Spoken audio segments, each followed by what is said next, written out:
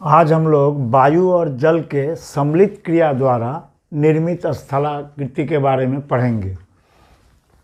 Wind और running water, इसका combined action. Wind और रनिंग वाटर में नदी, जैसे मरुस्थलीय प्रदेशों में क्या होता है हम लोग जानते हैं, जैसे राजस्थान में अचानक वर्षा होती है और वर्षा से उत्पन्न जो है अल्पकालिक और आंतरिक नदियों का कार्य भी पवन के साथ संयुक्त रूप से महत्वपूर्ण हो जाता है। इनके कटाव और जमाव की सम्मिलित क्रिया से निम्न स्थल रूप बनते हैं।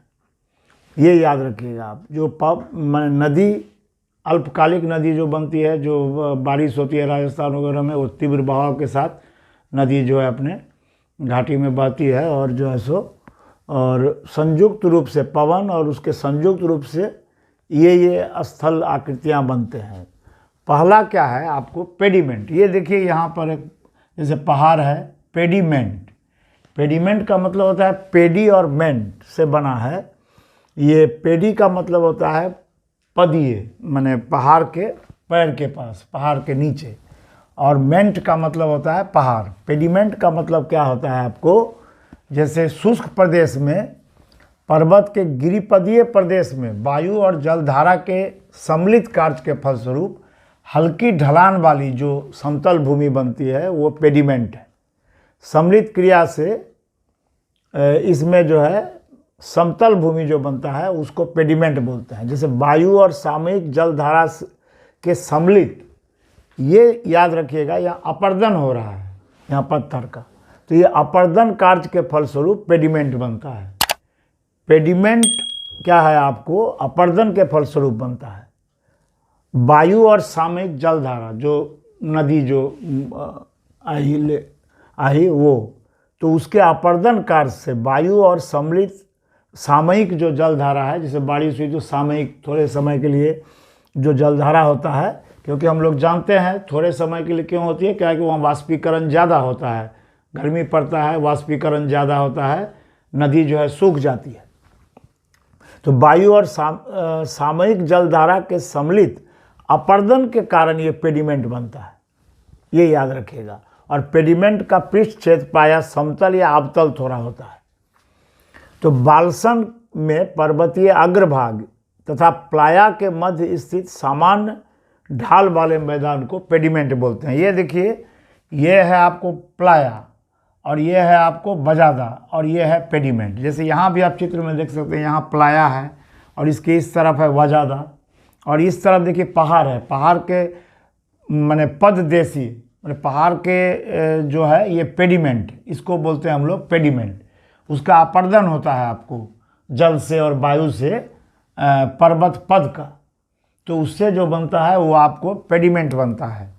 और ये प्लाया और पेडिमेंट के बीच में जो बनता है बजादा होता है, तो पानी लेकर के आती है अपने साथ बहा करके, तो ये बजादा निक्षेप से बनता है। लेकिन ये किससे बनता है, पेडिमेंट अपर्दन से, ये याद रखिएगा। तो पेडिमेंट का निर्माण जो है पर्वतीय अग्रभाग के निम्नीकरण से होता है। ये निम्नीकरण हो रहा है, जिसको बोलते हैं डिग्रेडेशन, इसके फलस्वरूप होता है। तो पेडिमेंट एक अपर्दित शैल सतह वाले मैदान का प्रतिनिधित्व करता है, ये याद रखिएगा। यह अपर्दित शैल सतह और जिसका ढाल पर्वतीय अग्रभाग से दूर जाने पर क्रमशः मंद होता चला जाता है, ये याद रखिएगा। तो पेडिमेंट बनना किस पर निर्भर करता है, पेडिमेंट बनना मूलतः अपर्दन और क्षय कार्य ज़्यादा होता है। यहाँ अपर्दन या क्षय कार्य किसके फलस्वरूप बनता है, वायु और जल के सम्मिलित प्रभाव से। तो छोटा बड़ा पत्थर का टुकड़ा, कंकर, इससे निर्मित होता है। वो किससे होता है, छोटा बड़ा पत्थर का टुकड़ा कंकर से निर्मित होता है। और गिरिपदीय जो ढाल है, गिरिपदीय ढाल के उच्च अंश में गठित होता है। ये गिरिपदीय ढाल के उच्च अंश में, ये देखिए बजादा नीचे तरफ आ गया और ये ऊपर तरफ उच्च अंश में गठित। और पेडिमेंट का ढाल अपेक्षाकृत ज़्यादा होता है। पेडिमेंट का ढाल क्या होता है, अपेक्षाकृत आपको ज़्यादा होता है। तो इसकी रचना क्या होती है आपको, अपक्षय और नदी अपर्दन के द्वारा होती है, इसको याद रखिएगा। यहाँ पर आप इसकी इसकी रचना जो है अपक्षय और नदी के अपर्दन द्वारा होती है, निक्षेप द्वारा नहीं। इसको याद रखिए, ये इंपॉर्टेंट चीज़ है। सहारा मरुभूमि के एटलस पर्वत के दक्षिण में पदीय भाग में आपको, पर्वत के पदीय भाग में आपको क्या मिलता है, ये एटलस पर्वत के पेडिमेंट मिलता है। तो इस तरह से हम लोग जाने जो पेडिमेंट जो है सो पहाड़ के पदीय भाग में और अपर्दन से बनता है, ये याद रखिएगा। वायु और जल के सम्मिलित क्रिया क्या करती है, आपको अपर्दन करती है। अब आइए वजादा। वजादा क्या है, आपको एक स्पेन का वर्ड है, स्पेनिश वर्ड। बजादा बहादा से आया है। बजादा माने मरुस्थलीय प्रदेशों में पर्वतीय अग्रभाग और प्लाया के मध्य स्थित, ये देखिए प्लाया है, ये देखिए पेडिमेंट, इसके मध्य में स्थित है, इसके बीच में स्थित होता है। जैसे ये देखिए इधर पेडिमेंट है और ये देखिए प्लाया है और इसके बीच में ये क्या है, वजादा। ये पहाड़ के पददेशीय और प्लाया के बीच में वजादा होता है। यहाँ भी देखिए ये वजादा है, इधर वजादा इधर वजादा, ये प्लाया झील यहाँ जो है पूरा अपना जल जो है निक्षेप करती है। नदी जो है ला करके यहाँ पर निक्षेप करती है, बालू और इसके बाद नमक वगैरह। तो इस तरह से क्या देख रहे हैं हम लोग, पर्वतीय अग्रभाग और प्लाया के मध्य स्थित होता है ये मंद ढाल वाला मैदान। ये जो है ये क्या है आपको, ये है वजादा। और यहाँ पर दिखा रहे हैं हम लोग इस तरह से, ये देखिए ये जो है ये क्या है आपको, वजादा है और इधर पेडिमेंट है ये, और ये प्लाया है। तो निचला भाग जो है ये वजादा का, ये एक निक्षेपित मैदान है, ये याद रखिएगा, निक्षेपित, डिपोजिशनल। ये डिपोजिशनल है और ये इरोजनल है। कौन, आपको पेडिमेंट। इसी यही डिफरेंस है बहुत बड़ा, जिसका निर्माण पेडिमेंट के नीचे होता है। और क्या होता है आपको, पेडिमेंट के नीचे और प्लाया के किनारे एक तरह से जलोढ़ पंख, जो हम लोग पढ़े थे नदी में, जो जलोढ़ पंख एक जगह ला करके सब जमा करती है पहाड़ के पद देश में, तो उसी तरह जलोढ़ पंखों के मिलने से होता है। वहाँ जलोढ़ पंख है और यहाँ पर जो है जलोढ़ पंख के मिलने से होता है। ऊपरी भाग में निक्षेपित मलबा की मोटाई कम और निचले भाग में अधिक रहती है। अब पेडिमेंट के गिरिपदीय क्षेत्र अवशेष निक्षेपित होकर जो समतल भूमि बनाते हैं उसको क्या बोलते हैं, वजादा। यहाँ से निक्षेपित होकर के, तो ये याद रखिएगा, पेडिमेंट के गिरिपदीय क्षेत्र जो है अवशेष निक्षेपित होकर जो समतल भूमि बनाते हैं, यहाँ से ला करके यह वजादा। किसके द्वारा, हवा के द्वारा और जल के सम्मिलित प्रभाव से समतल भूमि, उसे वजादा कहते हैं। पेडिमेंट के नीचे के भाग में सामयिक जलधारा के निक्षेपण कार्य से वजादा तैयार होता है। तो ये याद रखिएगा, जो पेडिमेंट के नीचे के भाग में और सामयिक जलधारा के निक्षेपण से, जैसे जलोढ़ पंख निक्षेपण करता था नदी, उसी तरह यहाँ भी जलोढ़ पंख की तरह आपको जो है यहाँ जो है निक्षेप करती है। अब देखिए वजादा के पृष्ठ प्रदेश तरंगायित और खुरदरा होता है। हम लोग जानते हैं जलीय पंख में जो होता है वो क्या होता है, वहाँ पर छोटे बड़े कंकर इस तरह रहते हैं, ये सब तो ये कैसा होगा, तरंगायित होगा और खुरदरा होगा। तो वजादा का ढाल ऊपरी भाग में पेडिमेंट की ओर 8 डिग्री से 10 डिग्री रहता है और निचले भाग में प्लाया के पास 1 डिग्री से भी कम होता है, यही भी याद रखिए। लेकिन अब देखिए इसमें डिफरेंस क्या है पेडिमेंट और वजादा में। तो पेडिमेंट निक्षेपण से बनता है, वायु और जो है जलधारा के सम्मिलित प्रवाह के निक्षेपण से। अच्छा, पेडिमेंट के अपेक्षाकृत सूक्ष्म जलोढ़, यहाँ पर आपको बड़ा बड़ा पत्थर मिल सकता है, बड़ा बड़ा पत्थर कंकड़ टुकड़ा मिलेगा पेडिमेंट में। और पेडिमेंट तो अपर्दन के कारण है, ये निक्षेपण के कारण है वजादा। अब यहाँ पर मिलेगा पेडिमेंट में अपेक्षाकृत सूक्ष्म, पेडिमेंट के अपेक्षाकृत सूक्ष्म और जलोढ़ जो बोलते हैं, या पॉली मिट्टी जिसको बोलते हैं, और बालू द्वारा गठित होता है वजादा, ये याद रखिएगा। माने पेडिमेंट के अपेक्षाकृत सूक्ष्म, छोटा छोटा कण, पेडिमेंट में आपको बड़ा कण मिलेगा और इसमें छोटापन। और गिरिपदीय ढाल के निम्न अंश नीचे के अंश में गठित होता है। माने गिरिपदीय ढाल के निम्न अंश, कहने का मतलब है यहाँ तो पेडिमेंट बनता है, उसके भी निम्न अंश में नीचे नीचे के अंश में गठित होता है। बजादा का ढाल आपको कम होता है और पेडिमेंट और प्लाया के बीच में होता है। ये पेडिमेंट, ये प्लाया, बीच में बजादा। ये देखिए, ये पेडिमेंट और ये प्लाया, ये बीच में बजादा। पेडिमेंट, प्लाया और बीच में बजादा, ये जो है बीच में बजादा बनता है। ये याद रखिएगा। दूर से देखने पर पेडिमेंट और बजादा समान लगते हैं, एक ही तरह लगते हैं देखने में, लेकिन उसकी सीमा में भेद भी हम लोग का स्पष्ट नहीं होता। लेकिन संरचना और निर्माण की दृष्टि में दोनों स्थल रूप भिन्न होते हैं। क्या है कि हम लोग देखें, वो पेडिमेंट अपर्दन और ये वजादा निक्षेपण के कारण। सहारा में, कालाहारी में, अरब में, ऑस्ट्रेलिया के मरुभूमि में, पर्वतीय के पदीय प्रदेश में आपको पेडिमेंट और वजादा दोनों पाया जाता है। पेडिमेंट ज़्यादातर आपको ये सहारा मरुभूमि के अटलस पर्वत के दक्षिण में पदीय भाग में पाया जाता है पेडिमेंट और वजादा लगभग ये सहारा, कालाहारी, अरब मरुभूमि सभी जगह पाया जाता है। अब देखिए, यह है प्लाया। ये प्लाया क्या है? जो वो नदी जो है आकर के अपना निक्षेपित करती है जो जल, और ये सारा चीज़ आपको यहाँ पर, जैसे पहाड़ पर बारिश हुई तो पहाड़ पर बारिश होगी तो क्या होगा, आपको जो बारिश अपना जो मलबा लेकर के आएगी, वो बालू, उसके बाद आपको नमक जो होता है वहाँ पर रेगिस्तान में, सारे को लेकर के बीच में आती है। बाल्सन का क्षेत्र इस बीच में आती है। जैसे स्पेनिश वर्ड है प्लाया, लवण युक्त झील को बोलते हैं प्लाया। तो ये, और इस पूरे इसको बोलते हैं बाल्सन।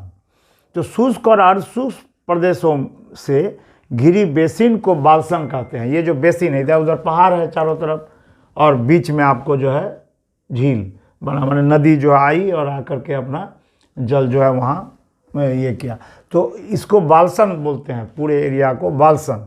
तो बाल्सन में क्या होता है, आपको बीच में प्लाया होता है, बीच में। तो शुष्क और अर्धशुष्क प्रदेशों में ऐसा होता है। घिरी बेसिन को क्या बोलते हैं हम लोग, बाल्सन। इस बेसिन को चारों तरफ स्थित पर्वतों से अनेक नदियां निकलकर बाल्सन में जाती है। हम लोग जानते हैं यहाँ से भी पर्वत से नदी, यहाँ से भी जो बारिश होती है तो नदियाँ अपना जाती है, नदी भी जाती है निकल के, और बारिश में भी पानी आता है। इनमें से कुछ नदियाँ मार्ग में ही सूख जाती है। जैसे हम लोग जानते हैं लूनी नदी है, देखिए अरावली से निकल के बीच में ही समाप्त हो जाती है। तो कुछ नदियाँ मार्ग में ही सूख जाती है और कुछ बाल्सन के केंद्र में पहुँच जाती है, और कुछ नदियाँ ये जो है केंद्र में पहुँच गई, जिससे केंद्र में जल एकत्रित होने से यहाँ क्या बनता है आपको, अल्पकालिक झील। कुछ ही दिनों के लिए या कुछ महीनों के लिए, क्योंकि मान लीजिए वहाँ गर्मी ज़्यादा पड़ता है और वाष्पीकरण की क्रिया ज़्यादा होती है आपको राजस्थान में और इस तरह के मरुभूमि क्षेत्र में, तो ये अल्पकालिक झीलों का निर्माण करता है। इन्हीं जो है ये बाल्सन के केंद्र में स्थित यही जो अल्पकालिक झील है, इसको हम लोग क्या बोलते हैं, प्लाया। प्लाया का क्षेत्रफल कुछ वर्ग किलोमीटर भी हो सकता है, छोटा भी हो सकता है, और सैकड़ों वर्ग किलोमीटर बड़ा भी हो सकता है, इस तरह का। तो तारीम बेसिन में स्थित जो लेपनार झील है वो प्लाया का उदाहरण है। याद रखिएगा, तारीम बेसिन में लेपनार झील। और हम लोगों का जो है बहुत ही इम्पोर्टेंट राजस्थान का सांभर झील जो है आपको प्लाया झील है।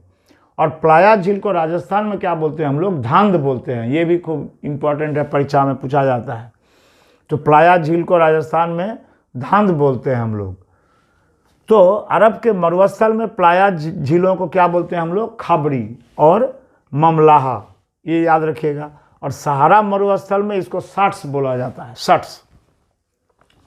प्लाया में जब लवण की मात्रा ज़्यादा हो तो उसको सलीना बोलते हैं, सलीना बोला जाता है, जैसे लवण कच्छ में जैसा होता है। तो प्लाया की तली जो है वो सपाट और उथली और विस्तृत होती है। सपाट, उथली और विस्तृत, में डीप नहीं होता है ज़्यादा। क्या होती है, सपाट और उथली और विस्तृत। ये देखिए विस्तृत होता है। यहाँ पर सारा, यहाँ से पानी जितना अपने साथ नदी लाई और उसमें बालू, उसके बाद नमक, ये सब रहता है इसमें। तो वर्ष में ज़्यादा क्या होता है, ये वर्ष के ज़्यादा भाग में सूखा ही रहता है। गर्मी के मौसम में अप्रैल मई में जाइएगा तो एकदम सूखा मिलेगा। मार्च अप्रैल मई ये सब में ज़्यादातर वर्ष के भाग में सूखा मिलेगा। ऊपरी भाग में लवण सूखने पर ये सफ़ेद जैसा हो जाता है, इससे लवण सूख जाता है ऊपर में। तो ये याद रखिएगा। और यूएसए के एरिजोना मरुभूमि का ला प्लाया जो है वो पृथ्वी का बृहत्तम प्लाया है। कौन, यूएसए, अमेरिका का जो है एरिजोना मरुभूमि में, वहाँ पर ला प्लाया पृथ्वी का बृहत्तम प्लाया झील है। तो इसको याद रखिएगा। और 2-3 उदाहरण हम लोग का सांबर झील जो सबसे बड़ा झील है खारे पानी का, हम लोग का राजस्थान में मिलता है। राजस्थान में उसको धांध बोलते हैं वहाँ के भाषा में। अब चौथा जो है इसका एक बनता है, उसको बोलते हैं हम लोग वादी। वादी एक अरबी शब्द है जिसको बोलते हैं सूखी घाटी। अब जैसे नदी, जो आपको जब पानी बारिश हुआ, नदी भी निकली थोड़ी बहुत, जो भी नदी वहाँ मरुस्थल में होता है, छोटी छोटी नदी, तो वो सब क्या होता है, सूख जाती है अपनी सूखी घाटी। सूखी घाटी अपना छोड़ जाता है, फिर बारिश में उसी घाटी से आपको जो है पानी बता। तो मरुस्थलों में जो सूखी घाटी होती है, मरुस्थलियों में अल्पकालिक जल प्रवाह के फलस्वरूप निर्मित घाटियाँ सहारा में क्या कहलाती है, वादी। इसको वादी कहते हैं। इस प्रकार की घाटी को यूएसए में वासेस कहते हैं, अमेरिका में इसको वासेस कहते हैं। अरब की मरुभूमि में आपको वादी मिलती है। मरुस्थल में तेज वाष्पीकरण होती है, वाष्पीकरण की क्रिया तेज होती है, क्या कि गर्मी बहुत पड़ता है वहाँ, तो नदी घाटी सूख जाती है तो वो वादी में परिणत हो जाती है। मैंने आपको नदी का एक घाटी तो मिलता है लेकिन नदी में पानी नहीं होता है, तो इस शुष्क घाटी को क्या बोलते हैं हम लोग, वादी। वादी होती है। तो वर्ष के अधिकांश समय में ये सूखी रहती है। और नदी घाटी की लंबी जो है, नदी घाटी की लंबाई वो ज़्यादा नहीं होती, ये भी याद रखिएगा। वो सब छोटी छोटी नदी है, कहीं से मन जा रहा बोले बीच में ही कहीं अथी हो गया, आपको जो है खो गया नदी, जैसे लूनी नदी है बीच में ही खो जाती है, अंतर्वाहिनी नदी। तो यहाँ ये सब जो माने जो आपको नदी है, इसकी लंबाई ज़्यादा नहीं होती है। गर्मी के कारण या तो ये ख़त्म हो जाता है वहीं पर, या थोड़ी दूर चलता है। तो इस तरह नदी घाटी की लंबाई जो है ये ज़्यादा नहीं होती, इसको भी आप याद रखिएगा। तो इस तरह से हम लोग आज पढ़ लिए वायु और जल के सम्मिलित क्रिया से निर्मित स्थलाकृति, विंड और वाटर, रनिंग वाटर। हाँ, इसके कंबाइंड इफेक्ट से आपको क्या क्या बनता है, पेडिमेंट, वजादा, प्लाया और वादी। तो ये 3 याद रखिएगा, पेडिमेंट, वजादा और क्या है, प्लाया। तो पेडिमेंट एकदम पर्वत के पाद देश में, पदीय देश में, और उसके बाद वजादा और प्लाया एकदम यहाँ पर, माने बीच में आपको वजादा रहता है, एकदम बीच में सेंट्रल में आपको प्लाया, और इधर आपको पेडिमेंट पर्वत के पद देश में, और वजादा जो है उसके बाद, और एकदम जो है सेंटर पर जो वालसंग का सेंटर होता है उसको क्या बोलते हैं हम लोग, प्लाया। प्लाया झील नमकीन पानी, खारे पानी का झील होता है। वर्ल्ड में हम लोग देख रहे हैं कि मरुस्थल का विस्तार हो रहा है। जैसे सहारा मरुभूमि है आपको अफ्रीका में, तो उसका लीबिया, मिस्र, सूडान में 25 साल में 100 किलोमीटर आपको जो है विस्तार हो गया। तो ये तो हम लोगों का जो है, जो भूमि है जहाँ पर हम लोग कृषि योग्य भूमि है, वहाँ पर यदि रेगिस्तान हो जाए इस तरह से, तो हम लोगों को तो जीना मुश्किल हो जाएगा।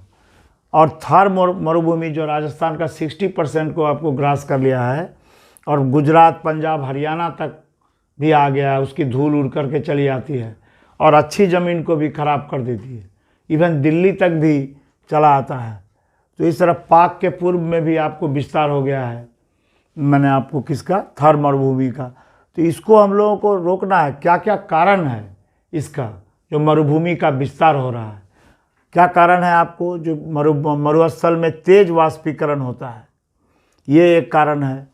और मरुस्थल होने का क्या कारण है आपको, जो ग्लोबल वार्मिंग, तेज वाष्पीकरण तो होता ही है, उसमें ग्लोबल वार्मिंग और ग्रीन हाउस गैस का बढ़ना, कार्बन डाइऑक्साइड चारों तरफ आपको जो फैल रहा है, ग्लोबल वार्मिंग हो रहा है। मानव द्वारा प्राकृतिक वनस्पतियों का उन्मूलन कर रहे हैं हम लोग, प्राकृतिक वनस्पति जो मिलता था उसको हम लोग काटे जा रहे हैं। वायु का अपर्दन और परिवहन, इसको रोकने का व्यवस्था करना होगा हम लोगों को इस तरह। और अनियंत्रित पशुचारण भी अनियंत्रित हो रहा है, वो जा कर के जो सब जो झाड़ जो भी था आपको रोकने का, वो सबको खा जाता है। और भूमिगत जल स्तर में गिरावट हो रहा है आपको। अल्प वर्षा, हम लोग गाछ काट रहे हैं तो बारिश कम हो रहा है। तो इस तरह अल्प वर्षा, और कृषि भूमि में लगातार एक फसल हम लोग उपजाते हैं, तो एक फसल उपजाने से क्या होगा आपको, उसकी जो क्षमता है वो कम जाती है, ज़मीन का जो है उर्वरक। तो क्या होता है, इससे भी आपको जो है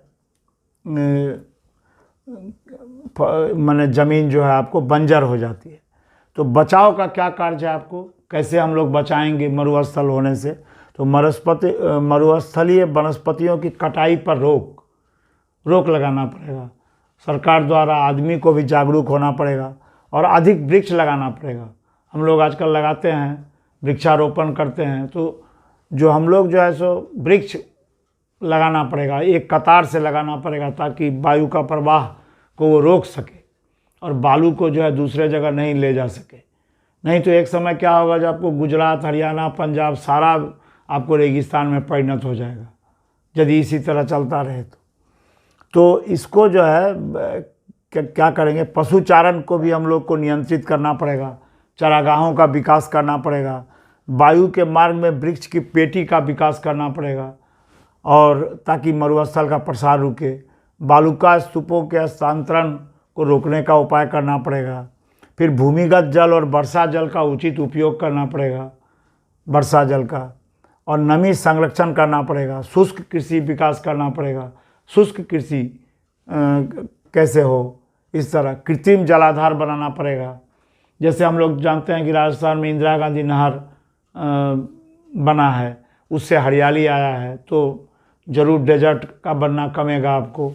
तो उसी तरह कृत्रिम जलाधार भी बनाना पड़ेगा, हर साल कृत्रिम जलाधार। और कोयला, पेट्रोल का यूज़ हम लोग को कम करना पड़ेगा।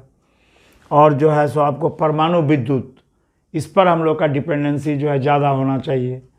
और ये कोयला से आपको जो है इलेक्ट्रिसिटी नहीं बनना चाहिए। और पेट्रोल का भी कम यूज़, पेट्रोल, डीजल, ये सब का कम यूज करेंगे, तभी तो हम लोग का जो है सो हरा भरा होगा। और वृक्ष लगाने से हम लोगों का रेगिस्तान जो है सो कमेगा, आपको रेगिस्तान ज़्यादा बढ़ेगा नहीं।